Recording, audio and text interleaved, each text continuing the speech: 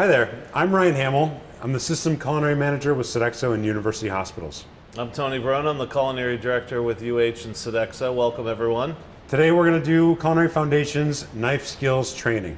Today we're going to talk about a couple different things. First, at the end of this training, you're going to be able to identify the proper knife for each task, demonstrate the proper way to hold a knife, handle knives safely, demonstrate basic knife cuts using fruits and vegetables, and weigh waste using the Waste Watch by LeanPath system. Cool, thanks, Ryan. So let's talk about mise en place. Everything in your place and every place has its thing. So that's what we want to gather, all of our ingredients, to make sure we're ready to prep and do some knife skills. So as you can see over here, we prepped and washed, very importantly, we washed our ingredients. Cantaloupe, peppers, onions, green onions, parsley. I think that's it. We have our cutting board that's been cleaned and sanitized. It's in front of us. We have our little scooper here, bench scraper. We've got a little bowl for transferring. We're going to show you how to put on some gloves and a cut glove. We have a nice platter where we're going to present. So the real key to mise en place is really not leaving your station a lot. You want to be able to stand there and not have to move around a lot. It's a lot more efficient timing-wise. Time management's important. So we talked about the ingredients. Chef, Ryan, what are some knife cuts that we're going to be demonstrating today? So if you can look over here, we're going to do a dice, and this can refer to any type of vegetable. A large dice, we're going to have a slice of a green onion, a dice of a red onion, and then we're going to slice some cantaloupe, and then cube some cantaloupe. And then later in the training, we'll explain the applications for all these cut vegetables. Great. One thing I want to talk about before we get going is some of the knives that we'll be using. Now, for this demonstration, we're exclusively going to be using our chef knife, and this knife gets about 90% of use in the kitchen. This is a 10-inch chef knife, and it's got about a 2.5-inch tang here, and it keeps my knuckles out of the way when I'm using it on the board. I want to talk about a couple of the other knives that we have in our kit today. This is a boning knife. You can see that the blade is a little bit flexible. It's good for working around fish bones and meat bones when we're clearing off like ribs or Frenching a pork chop or something like that. We've got a paring knife here. This is a cheap little paring knife that we use for hulling strawberries or coring out tomatoes. Real fine garnish work. Also peel squash or something like that. I've got a sharpening steel. We'll talk about that later. This is a meat slicer. It's long, it's slender, it's got a scalloped edge here, and it's good for slicing meats or stuffed chicken breasts or something like that. And then I've also got a bread slicer here that works great for bread very specifically. It's got a serrated edge that really grips into the crust and helps keep a nice smooth cut. But we're going to set these aside and then focus on our chef's knife today. Now, one thing I want to talk about first is how we're going to hold the knife, and Chef Tony is going to demonstrate this, but you don't hold it with your thumb on the spine or your finger on the spine because it can wobble and it's not very stable, and we want to create a safe environment when we're working with our knives. So really, you kind of choke up on the knife a little bit and you wrap your finger around the tang here, and then the thumb grasps the knife on the other side just like that. So when you're holding it, it's very stable. And then you can see the handle kind of sits diagonally in the palm of my hand. It's very stable. I'm very in control when I use this knife. And when we cut with it, we're going to push down and forward at the same time in kind of like this sawing motion. Yeah, sawing motion. And there's little microscopic teeth on the edge of the knife that you can't see that are going to cut through the food, and if you push straight down, you'll just crush everything. But if you use that sawing motion, it'll be a lot cleaner.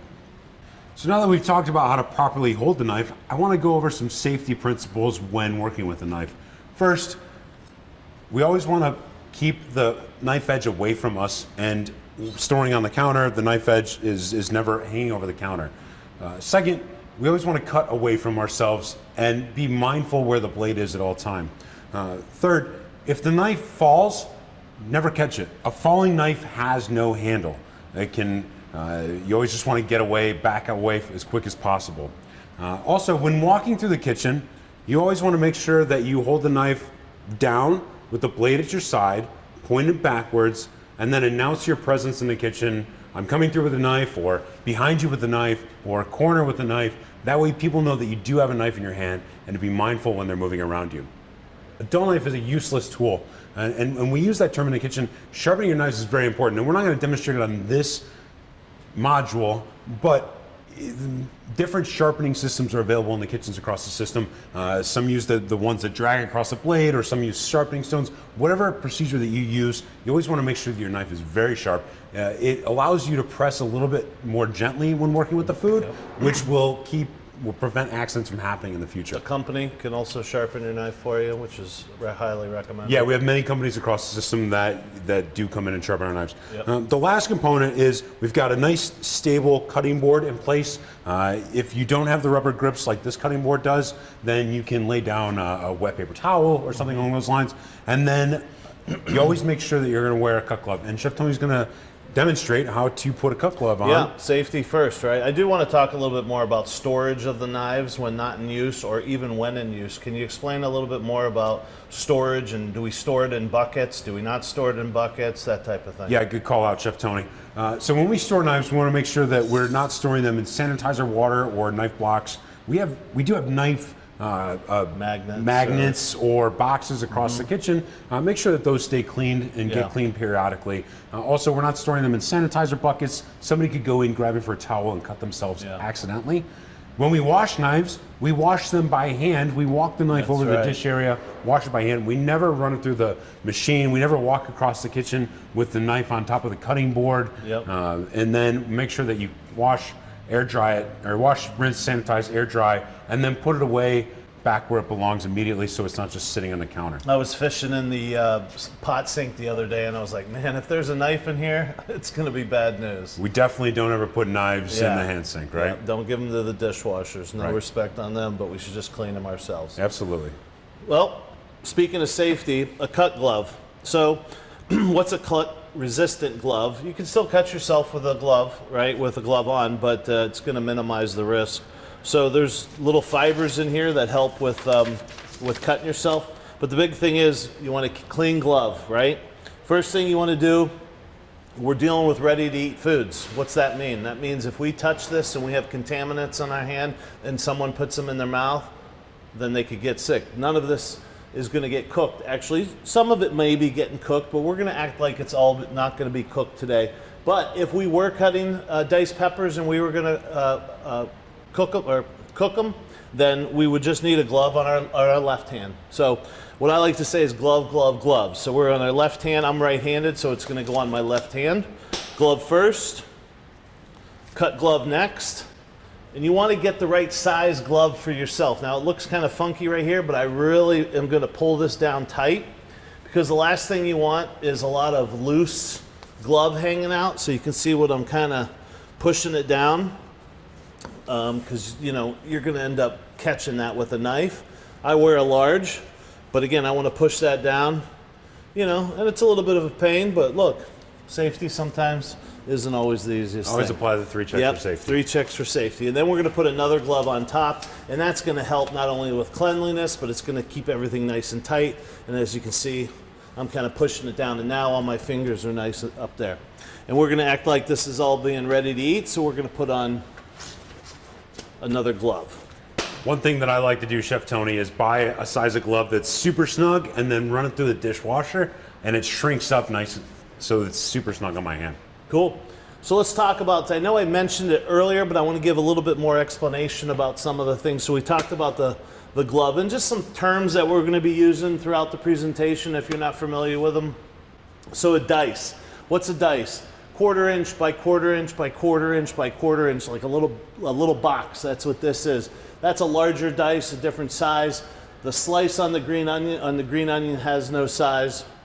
Again, we're going to do a dice on the onion. On this onion, that's again a 1/4 inch times 4. We're going to do a julienne. That's an 1/8 inch by 1/8 inch by 2 inches. And then we're going to slice our melon. We're also going to mince some parsley. I'm going to show you how to do that. And I think that's it for now. So can we get started on doing some slices? Absolutely. First thing I'm going to say is we always want a waste bucket by you. Why do we want a waste bucket? Because as we know in the whole system, we use Waste Watch by Lean Path, and waste is important. If you compost, great. If not, we at least need to weigh our waste and use the right method for that, and then we throw it in the garbage, though. Also, you don't want to peel or scoop out seeds over the garbage because you could drop that food in the garbage. It's good to have a separate bin, and then you can dispose of everything at the same time. It keeps you at your station. Yep. So let's do a diced red pepper real quick. Chef Tony, the first thing you're going to do here is square off the ends of your pepper. It's a round vegetable. You're going to use your claw here, get your fingertips out of the way, and use your knuckle to guide the knife as you slice through each end of the pepper. This way we use the whole thing. There, pop out the green part, save the tops and the bottoms. We'll cube those up for some soups or something later. He's going to cut a slit down the slide here and then cut all of the ribs out at once. And then you don't have to worry about the seeds getting in the food. Very nice. Set it in your scrap and then trim out the ribs there. Cut it down to manageable size. Very good.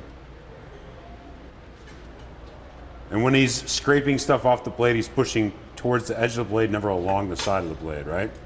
Good. Now you're going to see he's going to stack these up and get them all trimmed up, and he's going to cut them into a julienne first.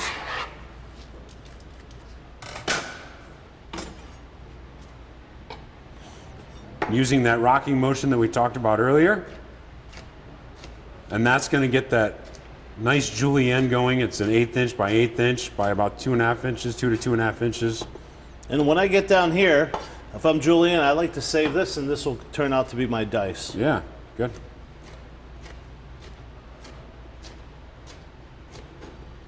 Very good, going nice and slow and getting good, even, consistent vegetables. There's our julienne, using the bench scraper to take it off the board and then move it to the next location. Let's do a dice. All right, show us a dice, chef.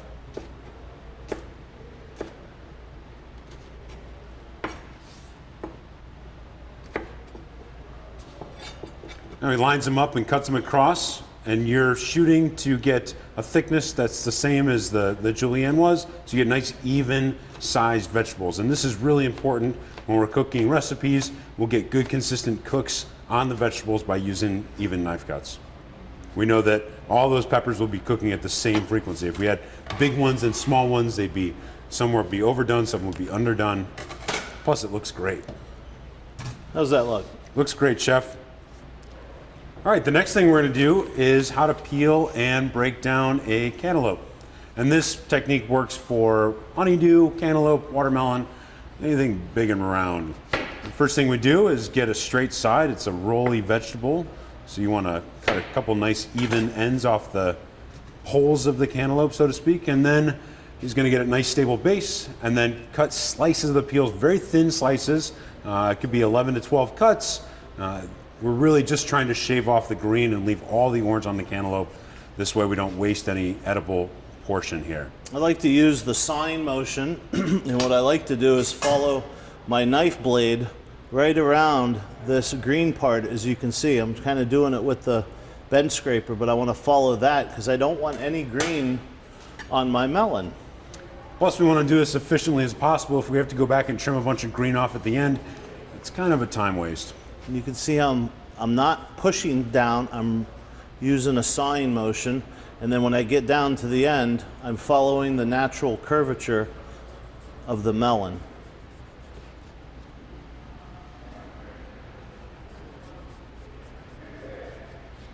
This technique works for pineapple as well.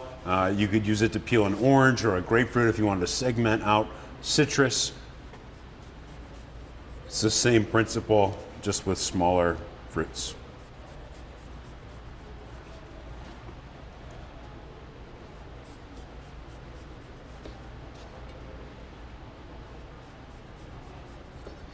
All right.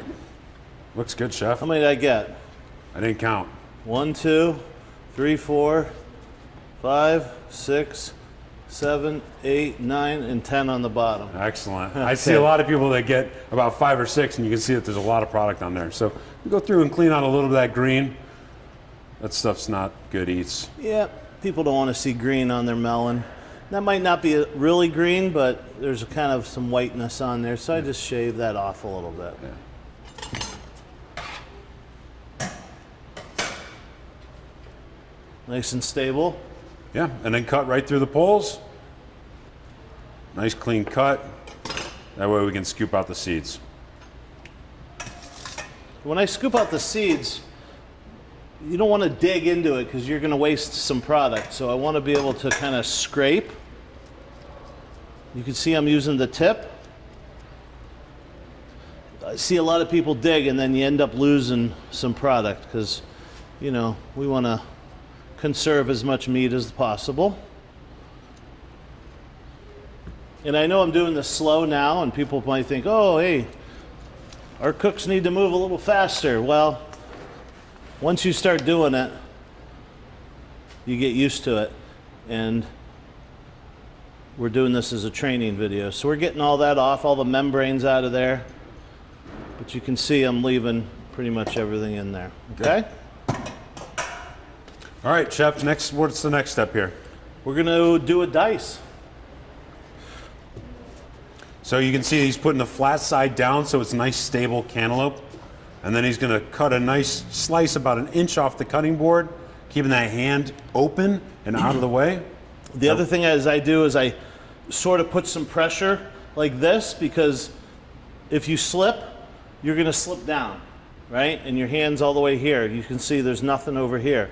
So I have a little bit of pressure on it, and I'm using a sawing motion. If I just tried to push it through, the whole melon would kind of move. Yeah. Okay? Good. And this is good for a fruit salad. Add some berries, some honeydew, grapes.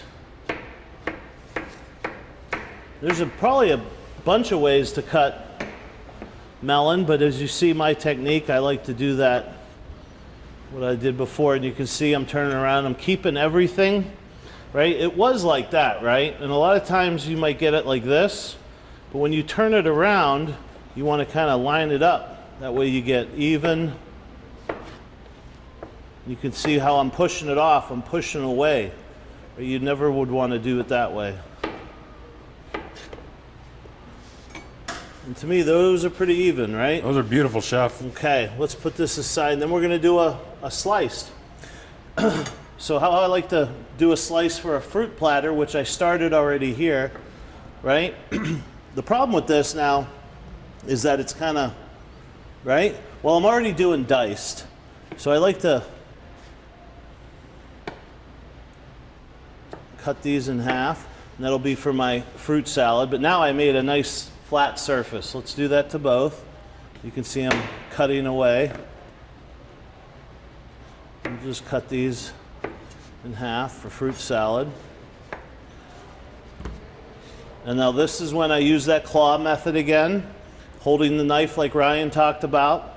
And then this time it's not a rocking motion, it's more of a pulling motion. And you want to use the tip of your knife. The more surface area you have on the melon as you pull through, you may pull the melon with it. But if you're using a nice sharp thin or knife in the tip, you can see how I'm getting nice, thin, even is important, right? Consistency in our cuts are important. And I'm always bringing that knife over and getting right up on that knuckle. Using the guide hand to guide the knife down the fruit. And for prettiness, I pull those off. And now this is looking like, okay, what are we going to do with this? So I'm going to give it a little bit of a... Then I use that. See how that came together real nice? Let's do that again. We'll do it just a little quicker. See how that comes off? And we'll just go a little quicker. Once you practice, you will get good. When I was in culinary school, we cut potatoes. Just practiced on potatoes. Cut potatoes day after day. Dice, julienne, brunoise, bâtonnet. And I ate so many potatoes. So many potatoes. So you can see how this is just a nice fruit platter that would go on any buffet in the morning or for a... Pretty nice. Looks beautiful. great, Chef. Yep. Let's get cleaned up and then we'll show you how to dice an onion. Yep. All right, next we're going to show you how to dice an onion. Chef Ryan, you got a little funny joke or something about onions? The best way that I've learned to keep from crying when cutting an onion is to not get emotionally involved with it. That's so funny. Anyhow, so let's go. You know, if you notice when we're cutting, we got a lot of vegetables that are round and kind of, you know, not. They're roly-poly. Yeah, they're roly-poly. So, you know, you got to be careful with those initial cuts, all right? So that's when you want to have a nice stable surface. You know, you really, like on a potato, you could cut them down and have a flat surface, but with an onion, with all those layers, you don't really want to do that. So you got to be really careful at this stage. But basically what we want to do is, just like with the melon, is cut the ends off. And now we have a flat surface. Okay? Now if I was doing a 50-pound bag of onions, I would pull them all out. I would cut all the ends off. I would set them aside. I would then cut them all in half, set all those aside. Kind of like the, what I call the Henry Ford system. Assembly line method, yes. So then we're going to cut it right in half. Okay? And if there's that little bit of skin there, let's peel that off. Again, as you can see, my waste watch bucket is kind of filling up quick. There's a little bit of skin on here that can tend to be a little hazardous sometimes. So it's okay with taking a little rag and, you know, wiping them down. And I like to make sure everything's kind of loose, because if those little things fall out, they can cause the bottom not to be very flat. Now, just like I did with the melon earlier, you know, when it was flat, I like to use the bigger end on my left, the smaller end on my right. So again, we're going to take this, and what's important is, you see, if I'm going to cut it horizontally, but if my knuckles are on the cutting board, you see what's happening. I'm on an angle, so you really want to pull the onion towards you and have your knuckles away from the cutting board, right? They don't make cutting boards and that way I can get a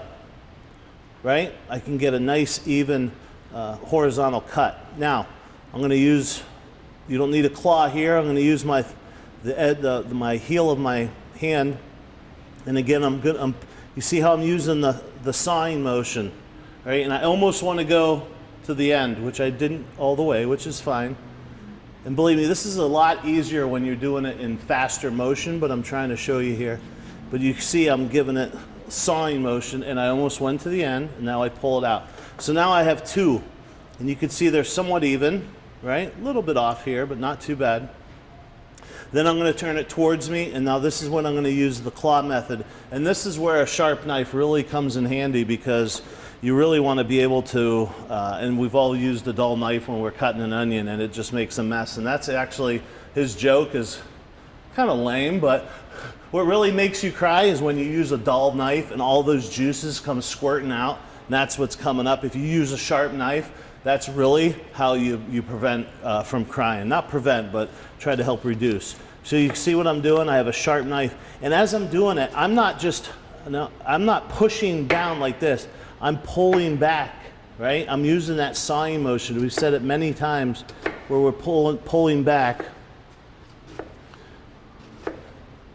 You're using those little serrations in the edge of the blade. Exactly. Everybody thinks, oh, that's not a serrated knife, but they really are if you take a microscope. So then now I have two horizontal slices and 1, 2, 3, 4, 5, 6, 7, 8, 9 vertical slices. Now I'm going to use that claw method.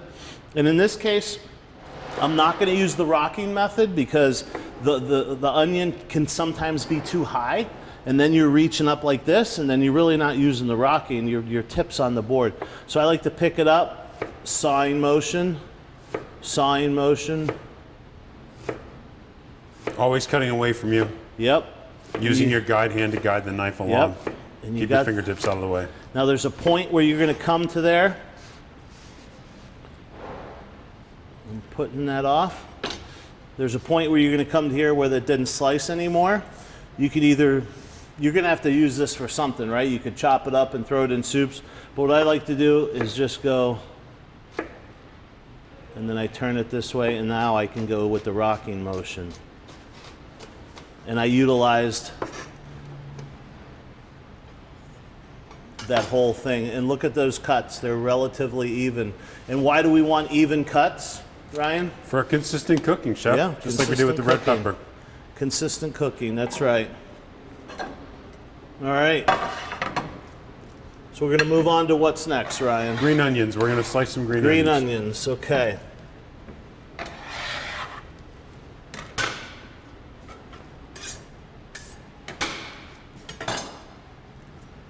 All right, here's a green onion. Now with green onions, I like to do more than just one at a time, right? You can see how the natural onion kind of has a curve to it.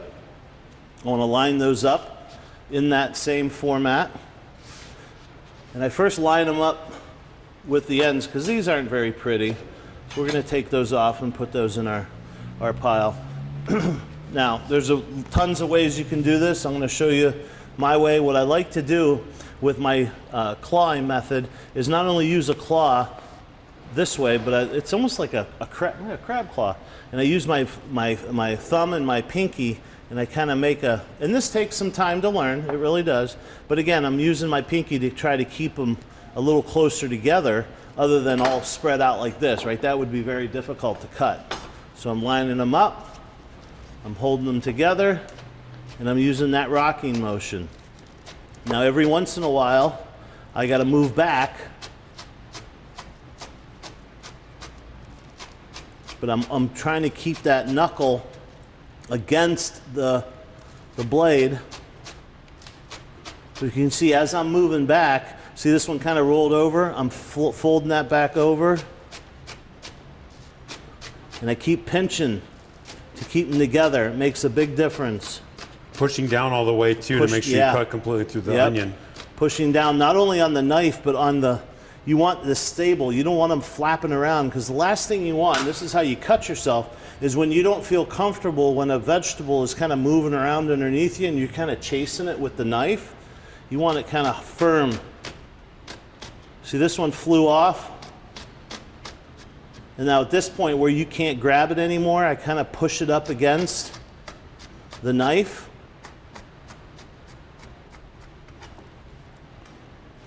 I'm always pushing away. Look, I'm never going to cut myself by doing that. And there's I would say a pretty much beautiful slice. Almost perfect. Beautiful slice Onion. Green onions. Green onion.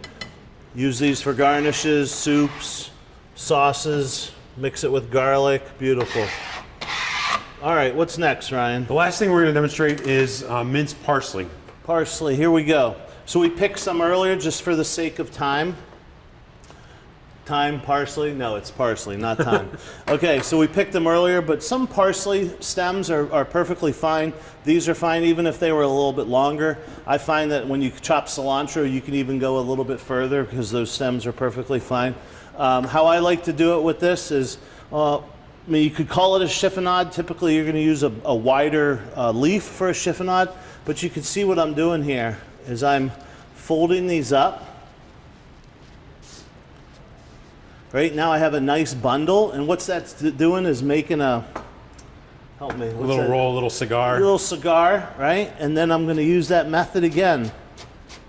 I mean, every time I'm using the claw, I'm using the rocking method. Look, and I'm a firm believer you don't need parsley to be pulverized, right? Do you want it a bit better than that? Probably. What I like to do with the parsley now is, and I kind of fluffed it up, but I like to turn it like that, and then I'm going to run a knife through it one more time. And remember, the more you run a knife through any green herb, the more it's going to get bruised, and the faster it's going to turn color. And that's perfect for a lemon caper sauce that you're making. Tons of other applications. You could chop it a little bit further, but to be honest with you, that flat leaf parsley is perfect that way. I love the way herbs pop like that when you leave them a little bit bigger. Yeah. I think if you chop them too fine, they kind of get lost in whatever you're making. Yep.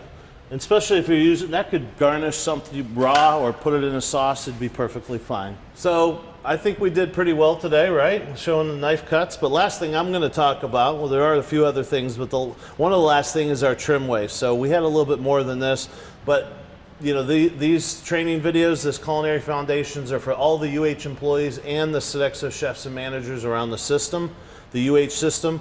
And we all do Lean Path, Waste Watch powered by Lean Path. So we all should be taking this container, weighing it, and hopefully we're going to capture the weight, and then hopefully you're going to compost it. And by the way, if you do want to compost, get hold of me. We can get you a compost company into your location, but we always need to take this over to the tracker and weigh it. Yeah, and ideally we want to see that number pretty consistent, but you can see as your skills get a little bit better, your trim waste will drop down. A couple things that we want to talk about before we close it out today. Today we talked about knife identification. We talked about a chef knife, which is what Chef Tony used to do most of the production today. We talked about paring knife and slicer knife and your boning knife and the bread knife. We also talked about some knife safety topics. We want to apply our 3 checks for safety before we start the task. Do I know how to do the job safely? We just showed you. Do I have the tools to do my job safely? Make sure you have the right colored cutting board. Make sure you have a cut-resistant glove and a nice sharp knife. Yep. A dull knife is a useless tool. Yep. And remember that a falling knife has no handle. Yep. So if it falls off the board, get out of the way quick. Pick it up later, clean it up, and then return to work later. Don't get emotionally attached to the onion. That's how you keep from crying. All right, lastly, I want to talk about some of the things, the terms we use, mise en place. Everything in its place, and every place has its thing. Not once did you see me leave my station because I had everything I needed. I had all my bowls, my cutting boards, my cut glove, all my gloves, and I had all my ingredients in front of me as well. So we talked about dice, 1/4 inch dice. We talk about slice. We talk about a dice and an onion, Cuban melon, slicing a melon, mincing parsley. We talked about a lot of things. We showed you how to do a beautiful platter here, which is, just one other technique that you can do with great knife skills. We talked about how proper knife skills will help you in the cooking process, right? Everything's going to cook evenly. When you put the onions in, they're all going to cook evenly. There's not going to be a hard one or a carrot or something like that. So I think that's pretty much what we covered today, right? And then we showed you how to use a knife properly, right? And safely. So I hope everybody took something from this, and we're really hoping everybody in the system will watch this video. And we have how many more coming? 9 more modules to show you. 9 more modules. So if anybody's been through Culinary Foundations, this is kind of a condensed version. We'd love to all go back to Walsh one day or Kent State, but we're doing it this way this year, and we'll see what next year brings. So we look forward to seeing you again, and look forward to the other 9 modules coming out soon. Thank you. Thank you.